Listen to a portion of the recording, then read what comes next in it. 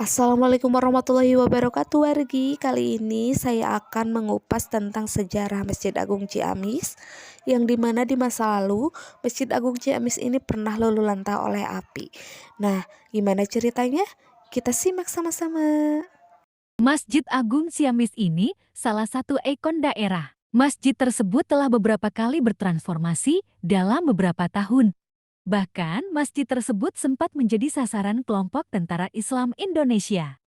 Masjid yang bentuknya lebih representatif ini ternyata menyimpan sejarah panjang. Renovasi telah dilakukan berulang kali, terutama saat ada pergantian kekuasaan.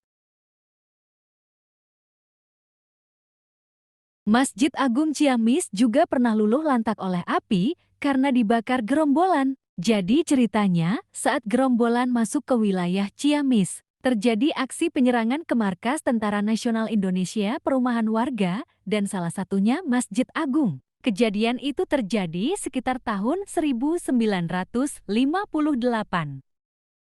Masjid Agung Ciamis dibangun sekitar tahun 1882 pada masa pemerintahan Bupati Galuh R. Akusumadiningrat tahun 1839 sampai tahun 1886. Bupati ke-16 yang dikenal masyarakat Ciamis dengan sebutan Kangjeng Prabu atau Kangjeng Dalam. Masjid Agung Ciamis dibangun di tanah seluas 8.500 meter persegi dengan bangunan atap berbentuk kerucut dengan 3 tingkatan dan didominasi dengan kayu jati. Masjid Agung Ciamis selesai dibangun pada bulan Ramadan, sesuai dengan yang tertulis pada prasasti kayu di bagian kanan, namun sayangnya prasasti tersebut hilang. Prasasti tersebut bertuliskan tanggal 30 Ramadan tahun 1319 10 Januari tahun 1902 waktu Bupati Kanjeng Dalam Raden Arya Adipati Kosomasok Brata. Karena Masjid Agung terbakar oleh gerombolan, kemudian renovasi Masjid Agung Ciamis dimulai oleh Bupati Raden Yusuf Suryadipura pada tahun 1958. Model atap kerucut yang tadinya dari genting diubah menggunakan seng. Kemudian ditambahkan pula 2 buah menara di kedua sisi bangunan. Lalu renovasi ketiga dilakukan pada masa kepemimpinan Bupati Momon Ganda Sasmita tahun 1983 sampai tahun 1988.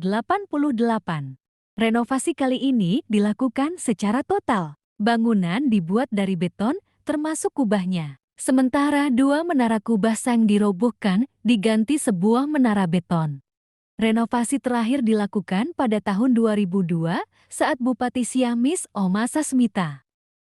Di bagian atap, terdapat 4 kubah kecil yang mengelilingi 1 kubah besar di tengah. Di halaman, dibangun 2 menara besar. Selain itu, dibangun pula basemen, kantor GM, perpustakaan, dan tempat wudhu.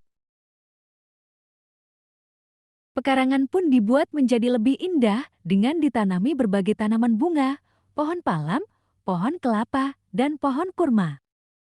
Masjid ini tetap indah dan nyaman untuk beribadah. Selain itu, masyarakat pendatang biasa memanfaatkan untuk tempat transit.